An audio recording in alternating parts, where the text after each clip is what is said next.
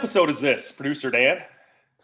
We've made it up to number 8, believe it or not. Man, 8 times people listen to us talk. Again, brought to you by Dollar General Store in Robinson, where you can get toilet paper for less than $1.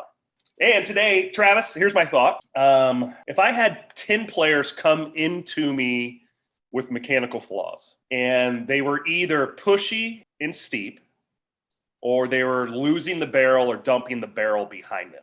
If I had 9 of those of one flaw or the other, which would you choose? I would choose pushy and steep. Agreed. And my thought was, if we had 9 players that were pushy and steep, we would get them to learn to turn under the ball quicker than we would fix the one that is dumping the barrel. Yes. We would monopolize all of our time with the one that's dumping the barrel. Now, dumping the barrel, for some reasons, could become a certain cult of the hitting faction actually teaches barrel dumping. But why is it, in your opinion, it's so hard to get guys that lose the barrel and get under plane of a pitch? Why is it so hard to fix those guys?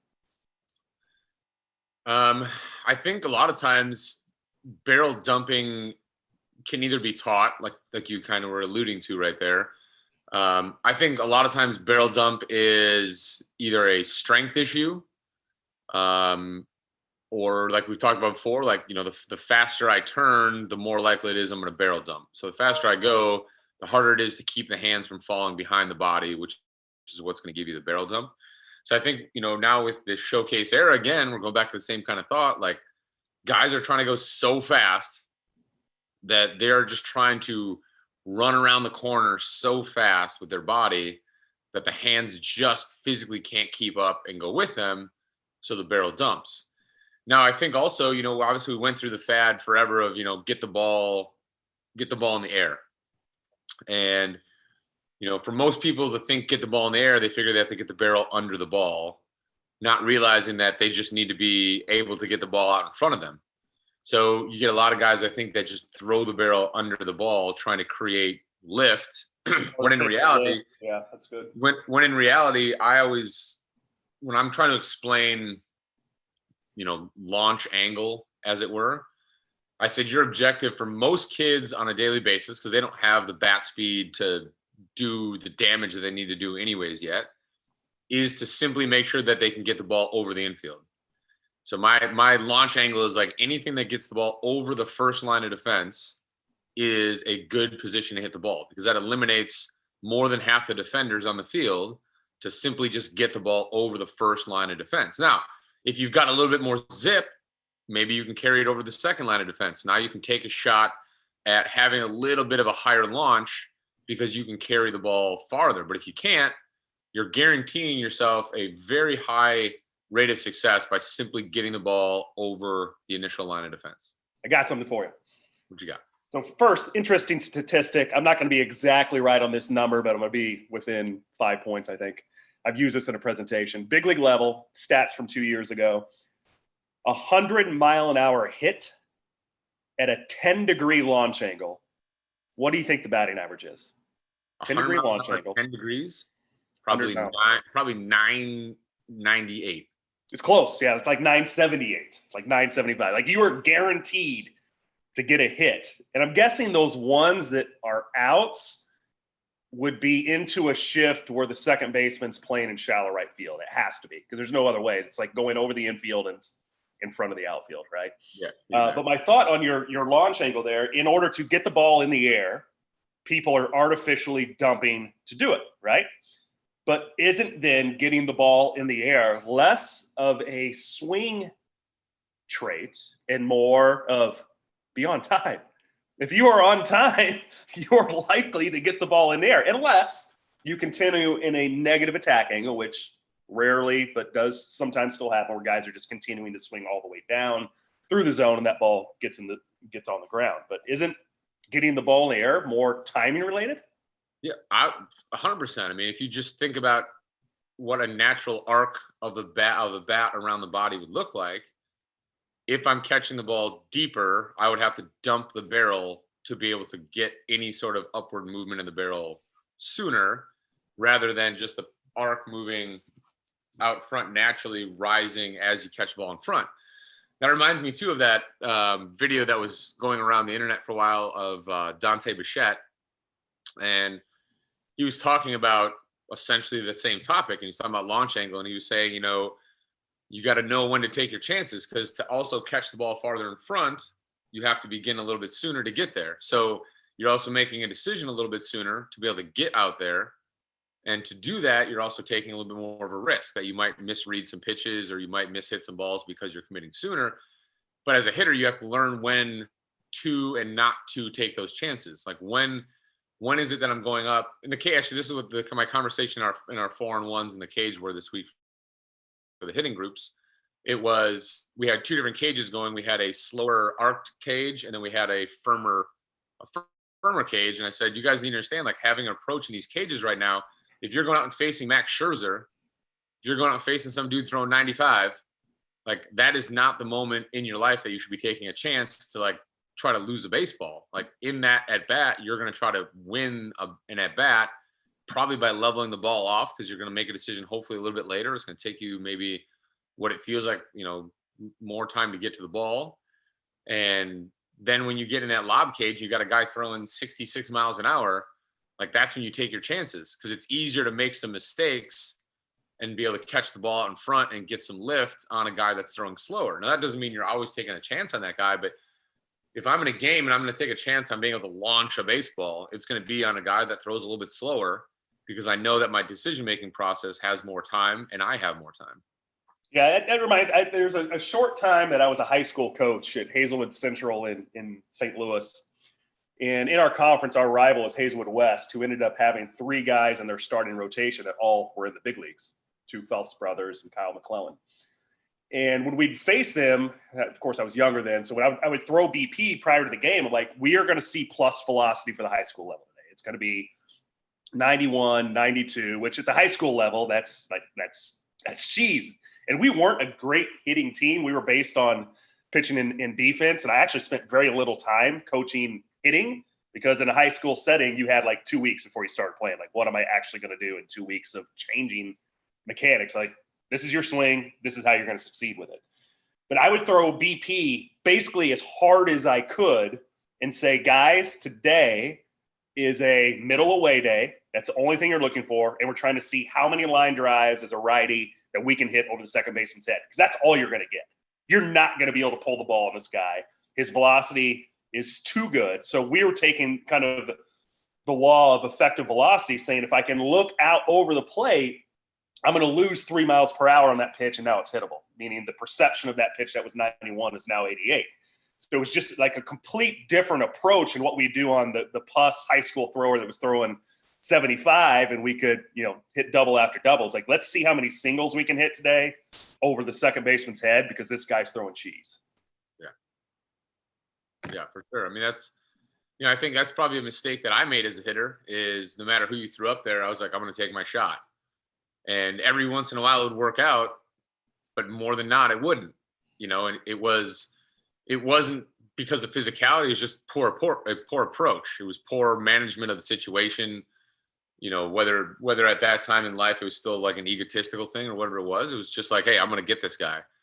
Like, hey, and you look back and, some of the decisions you make are what lead you down a different path. I mean, there's a reason why I had to become a pitcher, poor approach decisions, poor, ego decisions of like, oh, this guy throws hard. I'll show you what you do to a guy that throws hard. And you take those chances because you had to catch the ball in front of that guy. And the problem is he threw hard enough. You were swinging at pitches that were terrible pitch decisions because you had to commit early to go get it out front.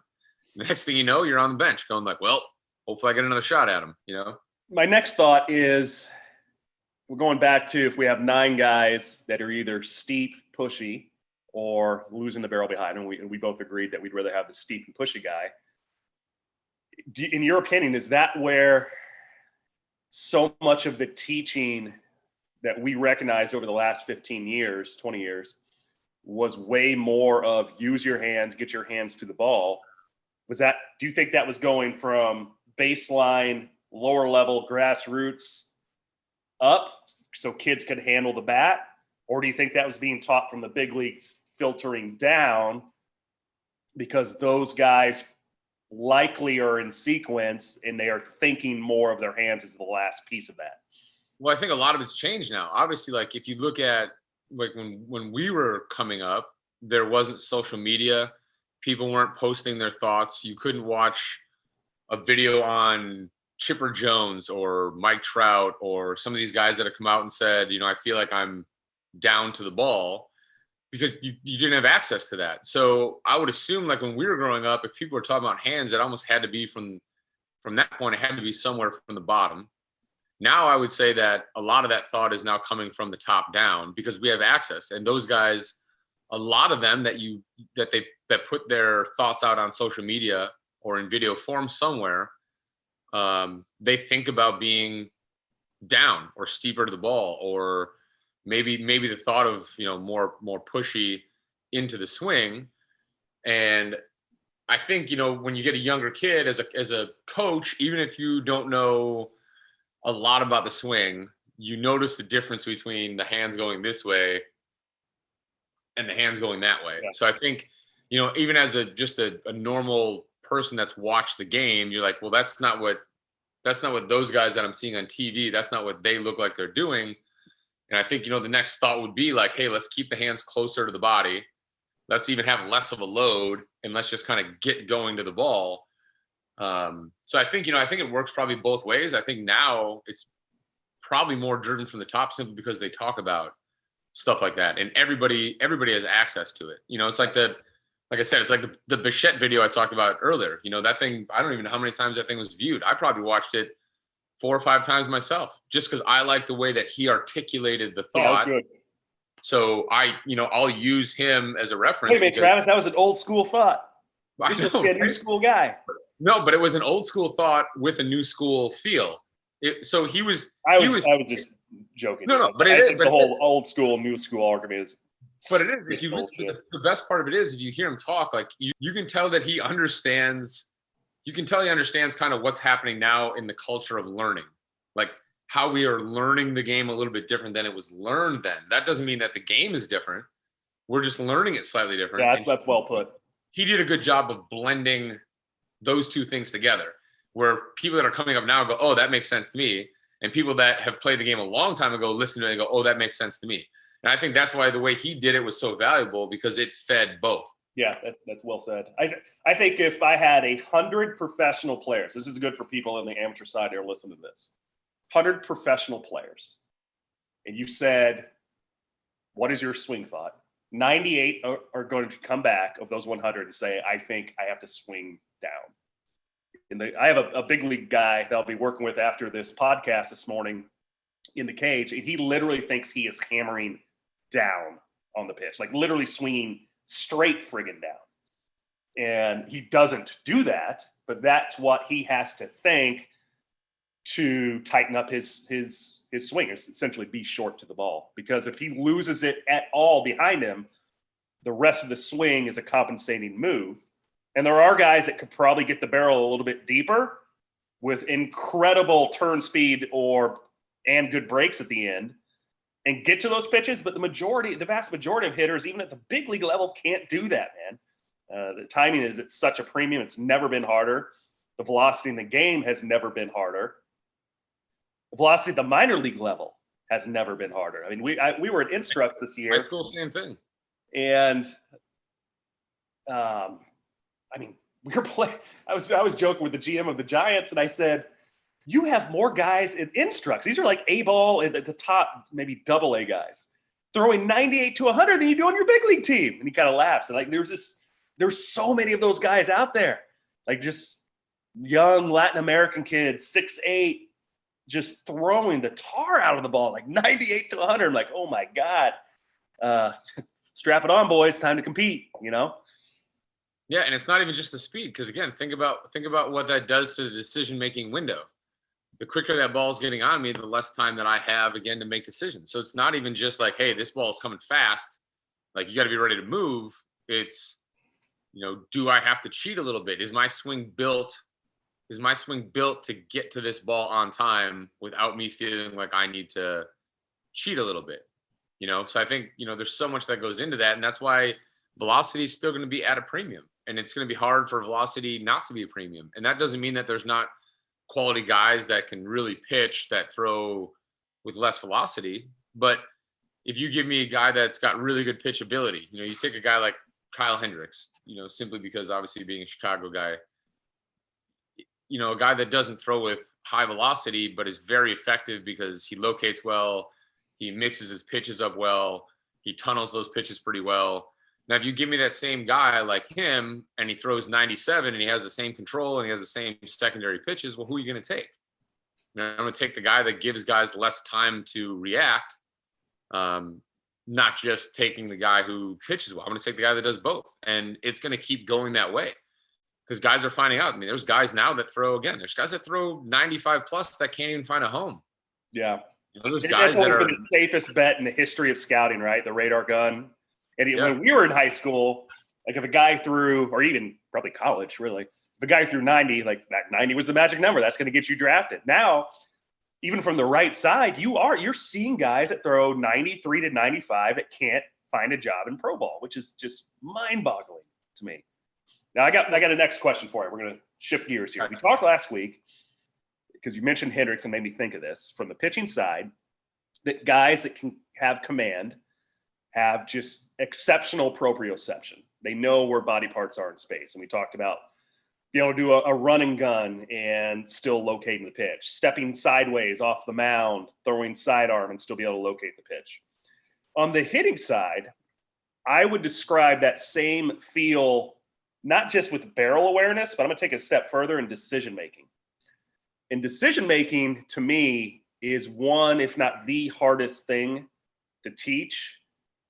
I would compare it up there as difficult as timing, because they're both, in my opinion, really innate things. Talking to prevalent big league hitters, Kevin Youkilis, I've had this conversation with him, and we've worked with Mike Tauchman with the Yankees for several years now, and he's a really good decision maker. And I had this conversation with both of them, and I said, you're really good at this. You have the ability to lay off tough pitches. You have the ability to recognize pitches early. And I said, were you always good at this? And Mike and Kevin both said, yeah. And like going back, I know Kevin talked about it in college.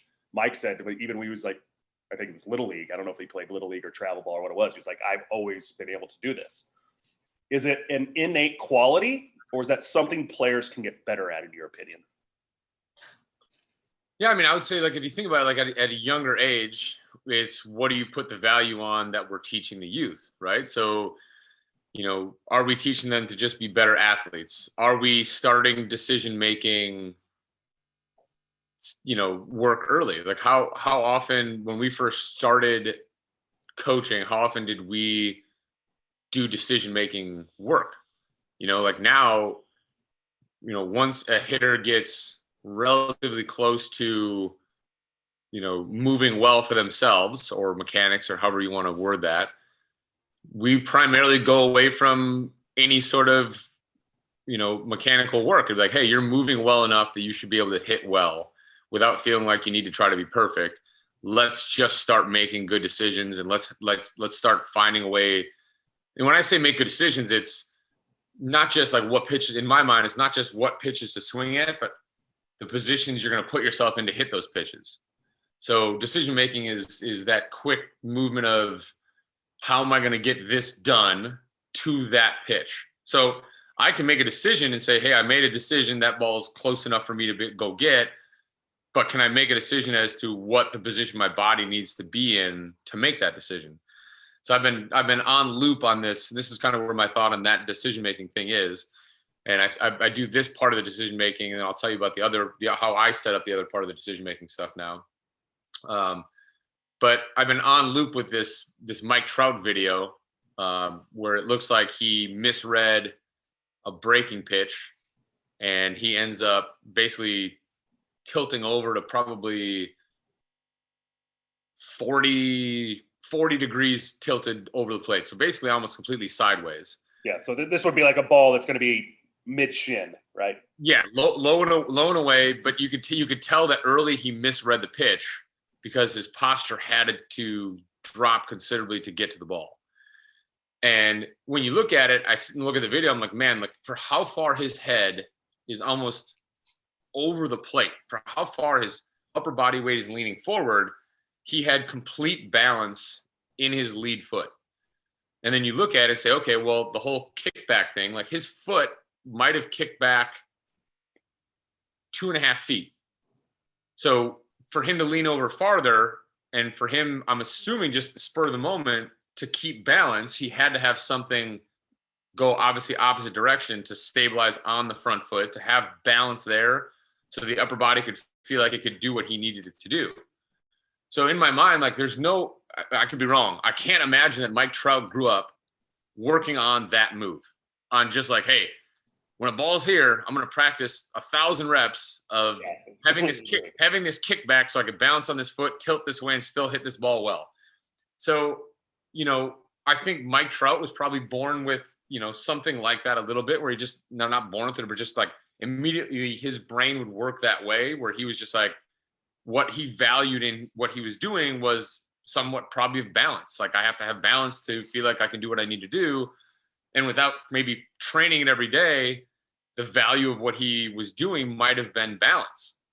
And that gives him adjustability, which is, to me, still decision-making, because somebody else would attack that pitch and then just reach with their arms or fall over as they're trying to hit it. And that's still a decision. You decided to attack it that way.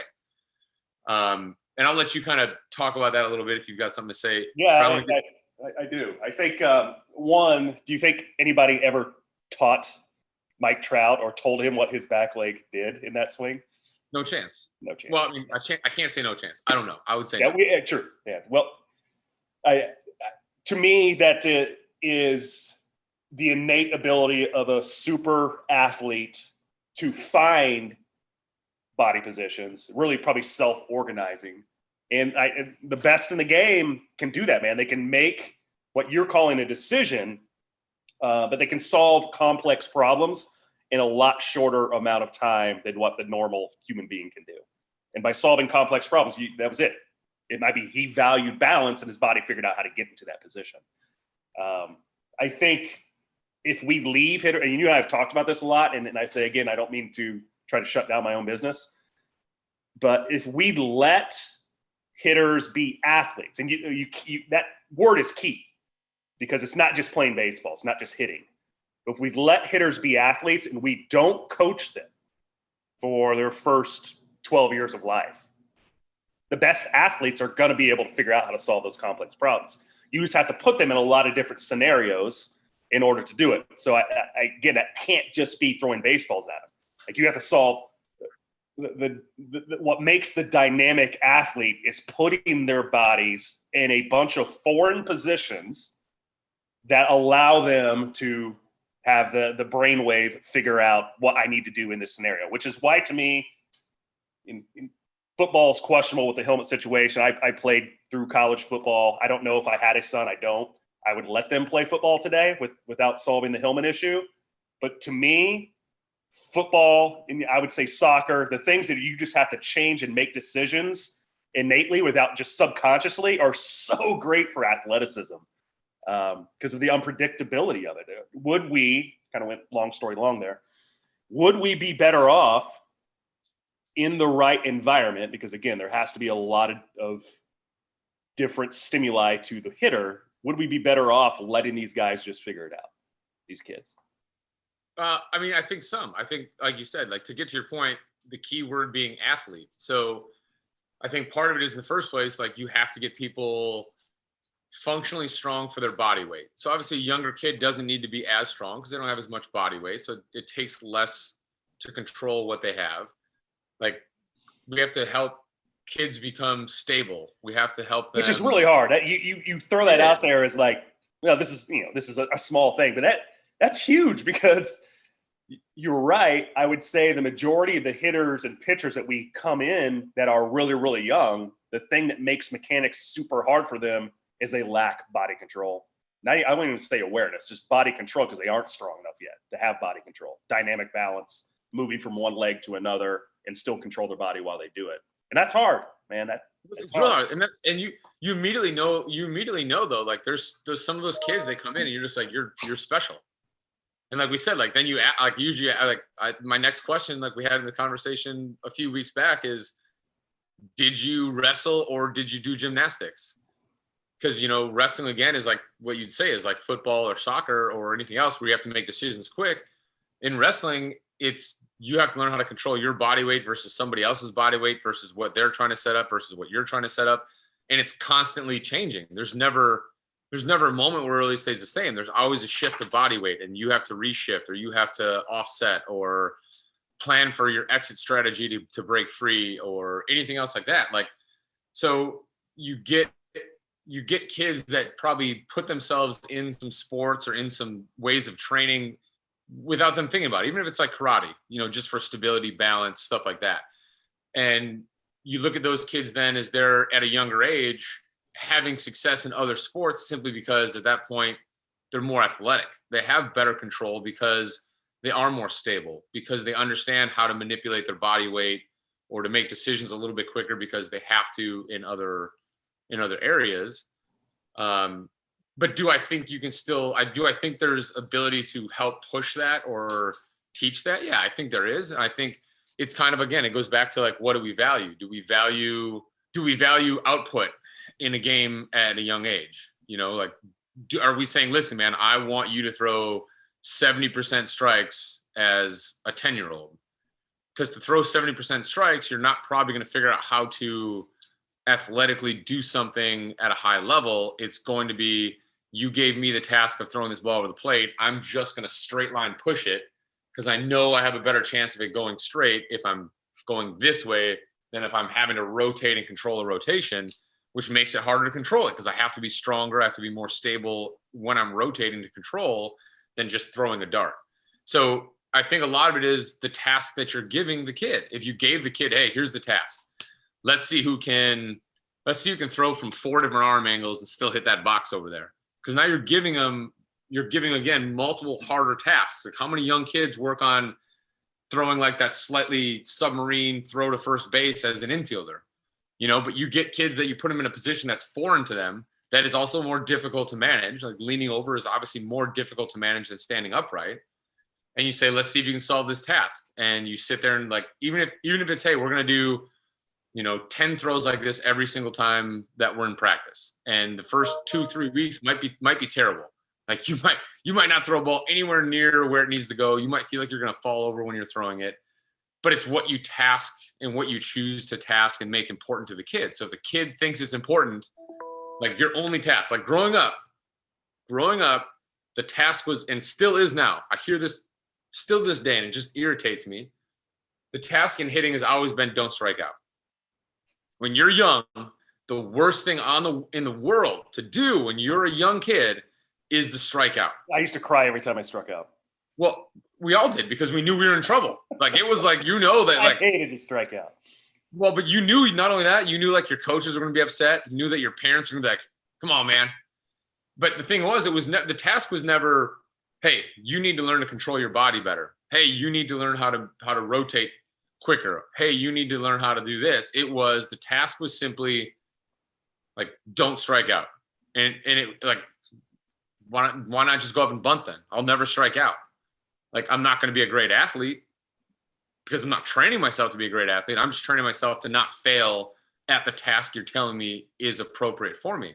And that goes back to what you had said a couple episodes back again, when you're talking about, they don't have practices or structured games that much, in the Caribbean, where it's at a young age, it's like, hey, you're out and moving. There's no like, oh, well, this, you're not being able to perform this well in the game here. It's like, let's just learn how to move. They're basically training for a showcase to get signed. Yeah. But then you're not worrying about training for output. Yeah. You're not training to worry about being bad in a game. Okay. So I want to go back to the decision making in just a second. But I think about when we grew up, like the worst thing in the world was to strike out. And I'll touch on that. Like the industry is going back towards, we're not going to be as acceptable 150 strikeouts a year. So we're looking for people that can control the zone. But I think my senior year of high school, we're into like the 16 teams left in the state, and a newspaper article came out, and my coach was hitting on it, and the biggest newspaper we probably had in the area was either Terre Haute or Evansville. And it came out that I didn't strike out the entire season. Well, now I ended up striking out twice in this game, both on terrible calls. And I drew a line in the dirt, which was probably bad idea to show up the umpire. And I about got thrown out after that first strikeout. And then he rang me up on the second one, but that's a sidebar. But I was swinging the entire season not to strike out. And I got about halfway through the season and I recognized I hadn't struck out yet. I'm like, I'm not going to strike out this entire season. Now I hit for a really high average, but I was skinny then, but I was still 6'2", fairly strong, athletic. And all I did was hit singles. At my size, I should have been like, if you don't strike out the entire season, you're not aggressive enough. You're a very passive hitter, in my opinion. And I did myself an injustice of being very careful at the plate to not strike out versus being a more productive hitter. And I should have struck out a dozen times, you know? Right. And even like kind of how you said, like, I'm not advocating that people go and try to strike out or that strikeouts are okay. That wasn't the point. The point was kind of what you just made, is that, you know, I was probably the complete opposite mindset as you. It was like, if I strike out, I don't care. Like, I'm going to catch some barrels and these balls are going to go. And because of that, like, my batting average was probably lower than yours. And, you know, I did strike out maybe 40% of the time, you know, but my job within my team also wasn't to be the guy that just got on base every time. My job was to knock in runs, and to knock in runs, there wasn't always guys on second base, whereas like I can knock in a run here by just lacing a single somewhere. It was a lot of times nobody on base, because that's the way high school baseball was. It was, unless the other team was walking guys, or there was, you know, a guy on first and second, and I'm like, I'm going to knock them both in. You know, I'm going to hit something hard enough that both of them have an opportunity to score. It wasn't like, hey, let me knock one in and pass the baton to the next guy. Now, again, like in my squad, it might have been too that the guy behind me was struggling a little bit. And it was like, well, if I pass the baton, he hasn't been doing what he should do. I feel like I give us the best opportunity to get 2 runs here. I would let it go. So I had the opposite. And honestly, like if I could go back, I would say I would tailor my approach to be more of a, you know, situational guy where no one to take my shot. Like, just have some at bats where I'm going up, you know, maybe not trying to strike out or carrying more if I did, and just cutting my swing down and putting a little better barrel on the ball and not take a chance as often. But so it sounds like we're saying the best solution lies in the middle somewhere. Yeah. There's always that gray area, right? You got to find the middle. There's a compromise to everything. So you were touching on decision making as we went into that story about Trout and started talking about body control. So what are your second thought about decision making you were going to bring up? So decision making, what I do in a cage, because I know that decision making is important, and I know that decision making probably, again, comes easier for some people than it does others. But if you can help people make better decisions by forcing them task-wise to make better decisions. So they're going to live and learn. They're going to make some failures along the way. So when we get to the decision-making portion of what I do, I do multiple different ways of decision-making. So let's say I'm going to start out and I'm going to tell or ask the athlete, you know, pick a zone. Where do you want the ball? You know, and usually in that situation, it's going to be one of 4 zones. It's going to be either up, down, in, or out. So I'm like, you know, you're going to make a decision. If you choose out, I'm going to throw balls either in, like inner part of the plate, or outer part of the plate. You're only going to swing at what your decision-making area is. And we're going to keep a running statistic. Like it's going to be your batting average, you know? So your batting average isn't like, are you barreling these balls right now? It's, are you making the right decision as to what you are now telling me that you want? I like that. You holding them accountable, putting a score, making it competitive. Yeah. Yeah. Because that way you're also saying like, you're going to have to be, you can't just be like, oh man, I made a mistake on them. Well, you got to do better, because your score is going to keep adding up. Like that one mistake, with 3 more mistakes, you might be 0 for 4 in decision-making. And then after we get through and they start making better decisions there, then we start to change. I say, okay, pick one of the other 3 quadrants. And I said, you know, typically at that point, I would suggest you choose one of the up or down ones, but I let them kind of decide, you know? So then let's say they choose the higher part of the zone. So now I'm just going to primarily work up and down, you know, even more middle of the plate, and just say, okay, now you're only looking for something from this point up. And again, we're going to keep score. So we run through, and then eventually we make it more difficult, and we quadrant off a little bit and say, okay, now we're looking for, either up and in, down, down and away, down or up and away, and pick one of those quadrants. And now you've got 4 of the quadrants that you now are not swinging at. And that doesn't mean in a game that you have to tailor or pigeonhole yourself to that small of a quadrant. You're just learning to make decisions. And you're making the task more difficult.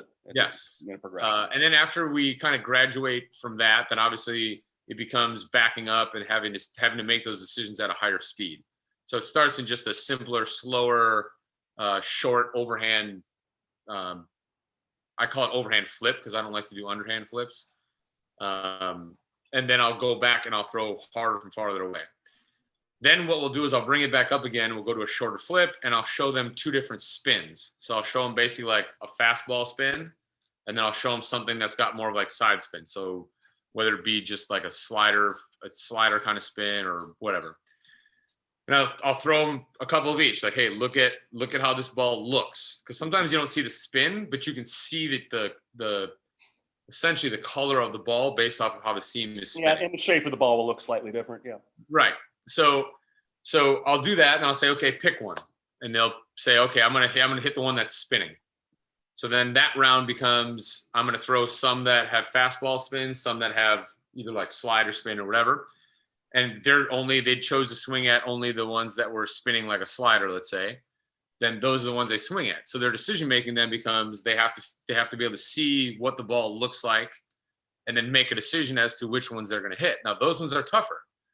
And honestly, like as these rounds progress, usually I force them to step out and take a little bit more time between their next decision, because usually those are the days that kids leave the cage and they feel like they have a headache because they had to focus so hard on not only producing the swing and trying to still hit this ball, but making a good decision. And, for a lot of the kids, I feel like they probably haven't focused because they've never been tasked with doing that. They've never been tasked with having to put that kind of focus into decision making.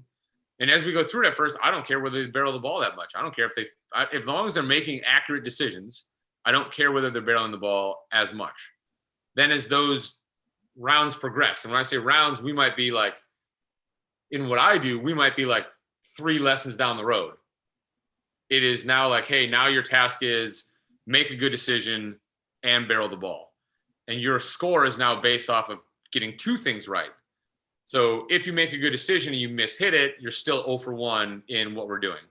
If you make it a good decision and you barrel it, no matter what, I don't care if you barrel it hard on the ground. I don't care if it's to right field, left field. I don't care where it goes. If it's barrel and you made a good decision, then you're 1 for 1 in that task. So it then becomes this making everything essentially more and more difficult to the point where then again, you back up and you go harder again. So now you've made it harder in that situation. Then eventually you make it, okay, we're looking for this spin, whichever one you choose. Let's say we're choosing fastball this time, but now we're doing not just fastball spin, but we're doing fastball spin in a quadrant at this speed with a barrel. Yeah. But that takes a while to get to. Like we're talking like this isn't like we're doing this all in one session or even 2. This is months of time of somebody that already makes good movement decisions, of somebody that already is a good enough mover that we don't have to spend time saying, hey, the reason why you're not being able to barrel the ball is because you just don't move well enough. Like you move well enough, so we don't need to do that as much. Let's do this. So, all that takes You're making it clear that you need to be a better mover before you can graduate to this point.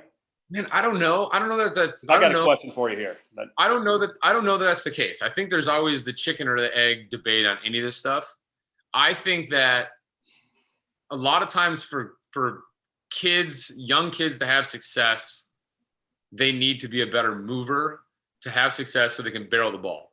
If I task you with something really difficult and you're already not a good mover and you're not barreling the ball and you're feeling like you're defeated because you can't win, simply because I'm following everything off. I just can't square it up. I can't, like, those guys are easier to lose because they're going to feel like they're not good. Like they're not going to feel confident.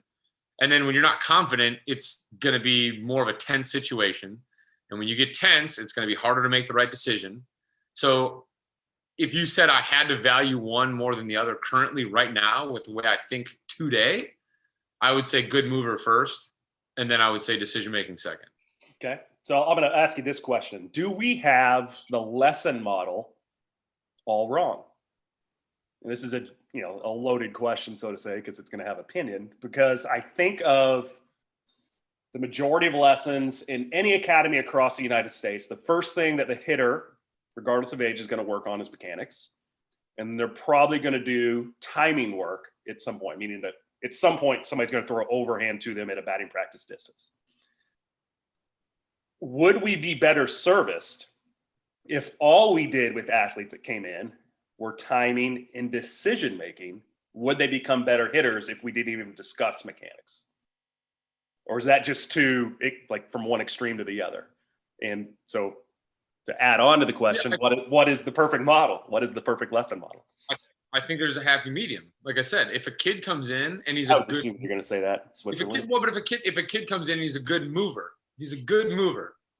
that doesn't mean maybe even that his mechanics are great, right? We're not talking about like. Yeah, that's a good point. I think we do have to separate those two things. Like if he is a good mover, I think it's easier to go to some decision making and timing stuff, because they'll be able to at some point, if you just want to call it self-organize again, they'll find a way, if they're a good enough mover, because that gives them more outs. If you're a good mover, you have more ability to have adjustability because you have more outs, because you can work around things that aren't right because you simply are a better mover. You have better control of your body. So those guys, I think you could absolutely tailor the model more to, hey, I'm just going to throw you multiple different speeds today, or from multiple different distances, and you're going to have to solve how to get the barrel to the ball, which would be timing, right? So now, like that would be your timing model of it. Or you could start to do some decision making based off of location or stuff like that, because they're better movers. Now, you also have kids that come in and they would. I don't even like the word mechanics at this point anymore, but you could have a guy that you would say has better mechanics, which probably means he's a good mover anyways. Right. But I've had guys that have good mechanics, but they're what I call picture hitters. Yeah, I got you. I have the same picture in my mind. Like, they're not very athletic, but they've done the skill so many times that they're robotic in what would be considered textbook mechanics. Yes. It's like if they're like, I can get to every position and not serviceable in a game. Yes. So you get guys that are trying to be perfect, but don't move well to be perfect. And so they can't solve those complex problems. Yes. And they struggle. They struggle as soon as it gets difficult. They struggle. If it's tee, if it's easy flip, those guys usually handle it pretty well. And as soon as you get to something more difficult, it's immediately like, yep, all these broken edges don't fit actually a fluid action that needs to be done in a short time frame. I picture back in the Bulls Sox Academy days, an example of that. There was this one kid that used to come in, and he was in the travel program, and you and I were giving lessons all the time. And I don't remember the kid's name, but you'll probably recall this. And he would be in a cage on the tee for like an hour and a half a day and hit line drives to the back of the net. And he was always trying to hit it through the iron mic hole of the machine. And he was really good at it, really good, like line drive. And he'd just do this for an hour and a half. And the guy couldn't hit a lick in a game. Nothing. He was really good at hitting off the tee on a line drive back, and there was zero transfer to anything that resembled timing, athleticism, problem solving. So I think that's kind of what you're getting at there, right? Yeah, for sure. Like if you talk to, like, do you think big league guys value looking good when they swing, or do you think they value barreling the baseball? That's something I look at from like the scouting side. Like, I want enough looks at a player, I mean, on video for me, that I want to see ugly swings, and how are those ugly swings relative to production for them? For sure. Right? And I think, again, that goes to what are we valuing at a young age with a kid? So yes, I think the first task should be have a kid be athletic, like get them moving, get them jumping, get them turning, get them problem solving with their body. I always imagine, like, whenever I talk about it, I always imagine, like, growing up, I grew up like you did, in a rural community. There was woods and creeks and rivers and everywhere. And I remember we would have a competition by our school. There was a huge, dense wooded area, and it was almost like a blocked off area. Like, it was like probably like 5 acres of total whatever, but it's just like in this square area around an actual like neighborhood. And we would start on one side of the woods, and we would race through the woods to see who could get through the other side the quickest. Now you're running through the woods, and when you're trying to go fast, like there's a tree. We're not running on trails. There's no trails. It is literally just woods, and there's rocks, and there's gullies, and there's fallen trees, and there's trees that are standing up. And as you're running, to go faster, you had to make decisions. Like I had to know if I jump over this fallen tree here, as soon as I come down on the other side, there's a huge rock. So I need to either figure I'm going to land on that rock and go off that, or I've got to jump over this thing, jumping to the side. And as soon as I jump over it, there's a tree there. So I need to immediately be able to go, shuffle to the right, then go back this way. Like, so to win those races, like you would crash into stuff at first because you're trying to go fast and you couldn't make decisions quick enough as to what the step was, or you would lose the race because you were nervous about making the wrong decision and go slower. Yeah. And like, I remember doing that vividly. Like we would just like every recess, we would be like, let's go out there and do this because it's right outside of our school. Like, and that was our fun half the time because wait a minute, in grade school at recess, they just let you take off and run through the woods? I mean, it's not like they had like 50 Holy teachers. moly. Like, back then. How dangerous today that would be. There'd be like people lurking in the woods. Like we're just in a different day and age. It wasn't like we were like, hey, is it okay if we run through the woods? Let's skip school. You can run through the woods the fastest. Oh man. Well, in high school, I don't want to cut off your story, but this is funny too. In high school, I lived, 3 blocks from the school.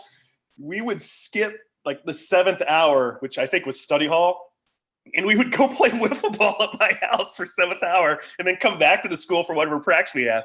And I remember vividly, like the driver's ed car driving by my house, and we have half the baseball team skipping school playing wiffle ball in my backyard. We like waving at them. Like it's just things you can do in a small town and nobody cares, right? Yeah, especially we're out of school right now, but we're going to come back in a little bit. We'll come back, I promise. Don't worry about us. We'll be fine. So yeah, to get back to that point, I think that it definitely matters at where a kid is at from a simply athletic foundation standpoint as to what you can do. But I think as coaches, we definitely need to have more awareness of what tasks we are asking or needing a player to do or wanting a player to do, and make it a task versus, I feel like, people still try to make people perfect in mechanics. Like, oh, we got to get these mechanics. Nobody's perfect. Nobody's ever going to be perfect. It's get to the point where you're a good enough mover to now that decisions and timing and all that stuff matters, because now that's where the game lies. But you got to be a good enough mover in the first place before, some of that stuff's going to matter. Because if you have no bailout move, because the game, like as Andy Haynes would say, the game's messy. Like it is hard, especially the farther you move up. It is a fight every at bat. There's no at bats. There's no pitches off. Like every dude wants to strike you out. Every dude wants not just strike you out. They want to make you look bad, and like, so it's messy. And if you're a good mover, you have the ability or a more of ability to bail yourself out than if you're not a good mover. How do you become a good mover again? I mean, you gotta get in the weight room. You gotta jump. You gotta spin. You gotta wrestle. I mean, how many hours as a kid did you spend wrestling with your friends? Just a lot, yeah. I had an older brother, so I used to get whipped a lot. I got in trouble. We got in trouble so much because we'd just be banging around the house. My parents would be like, "What are you guys doing?" Sounds my parents used to wash. We had a dishwasher, just again old school stuff, but they never used it in the like 20 years that I lived there. They hand washed the dishes after every meal, which took 20 minutes or so. My brother and I would eat as fast as we can. So it's like, let's go downstairs and wrestle. Every meal, it was like that. Right, but how? Because we knew we couldn't get in trouble while they were washing dishes. We had 20 minutes. But whether we knew it or not, how much of better movers did we become? Because wrestling is it's a difficult thing because it requires strength. It requires stability. It requires decision-making. It requires so many different things that we weren't doing it because we're trying to become better athletes. We were doing it simply because it was something we did. And now it's like kids wrestle. Like, oh, you guys can't touch each other. Don't. No, keep your hands to yourself. I'm like, what? Like, what? It's okay, man. Like, kids let them scrap a little bit, right? Well, and hey, listen, my kid might come home from some other kid's house from wrestling, and he might come home with a beat up face or whatever. I'm not gonna be like, hey, what were you letting our kids do? I'm gonna be like, hey, boy, why'd you get beat up? Like, Yeah, why did I you agree. beat up? That's another parenting thing that my daughter came in last night. Of course, it snowed a bunch in Chicago, and she came in and she looked like she'd been in a football game. Her hair was all wet. Her face was all red. I said, "What have you been doing?" It's like, "Oh, we were just wrestling in the snow." And then she started to say, "And this happened to me," right? Like, because she had a little bit of a shiner underneath her eye. I'm like, "You play hard, you're gonna get boo-boos. That's just the way it is. You play hard." So I've never been one when my kid gets hurt doing something hard, athletic, or roughhousing to be like, "Oh, you're okay. You're fine," or "You shouldn't be doing that." Like, no, man, it's exactly that mindset. Like, Well, and the play same hard, thing, you're gonna get some scrapes. It's the way it works. and I tell my son, I said, you know, if your friends are wanting to wrestle, like if you guys are on the same page, you're like, hey, let's wrestle, then go do it. Like I tell him, like, listen, like don't go like roughhousing with people that don't want to be roughhoused with. But like if you and your friends are in the same mindset where you look at each other and go, let's go, like go for it, man. Like go wrestle, like go, because it's gonna help you become a better mover. It's gonna, you know, it's what kids want to explore their machoism a little bit. Like, okay, can I take this guy down? You know, like let's get physical, let's move. And like, you know, I feel like that's gotten taken away so much. I feel like I ask a lot of kids like, hey, do you ever wrestle with your friends? And they're all like, no, why would I do that? And I'm like, maybe it's weird that we wrestle with our friends. I don't know. But like in my mind, I'm like, wow, I can't believe nobody We does boxed. that. My best friends were Right. twins, and they used to beat the shit out of each other all the time. So their parents actually got them boxing gloves for Christmas one year, and this was probably from 10 to 15. So of course, what are we gonna do? We're gonna strap those things on and box in the living room, which we did a lot. We had boxing gloves too. We had boxing gloves, same thing. Same thing. Broke a few lamps doing that, but it's the price you pay of being a better mover, right, Travis? Hey. So much to be said about playing on the playground. Playground is just a uninhibited area for exploration of movement. Yeah, sure. And we don't do that much anymore. Yeah, everything's structured now, though. You look back at. Apparently, you didn't play on the playground anyway. In Wisconsin, they let you run around in the woods. There's probably guys with stills like eighth graders with stills in the back of those woods. I mean, there's probably some people living in those woods and stuff too. I mean, it's. Half the point, man. If you're fast enough, it ain't gonna matter. I'm gonna get away. What's up? I can get through these woods. That's great. I appreciate the time here again, Travis. Good to talk a little baseball with you. I'm going to head in and to the facility now and start throwing some baseballs around and work on decision making a little bit today. That sounds like fun. And this one goes out to Hardee's of Shawano, where you can still go inside and get a hot ham and cheese. Yeah. Do they still allow smoking in the Hardee's of Shawano? That's where all the old codgers in Robinson used to hang out in the morning and drink their coffee and talk about what's wrong with the world. Yeah, I mean, Wisconsin's one of those places that even if it's like you're not supposed to smoke inside, I think, you know, if you smoke inside, people just wouldn't care. That's what we do. All right. Good episode. That was fun. We'll see you next time. Thanks, producer Dan.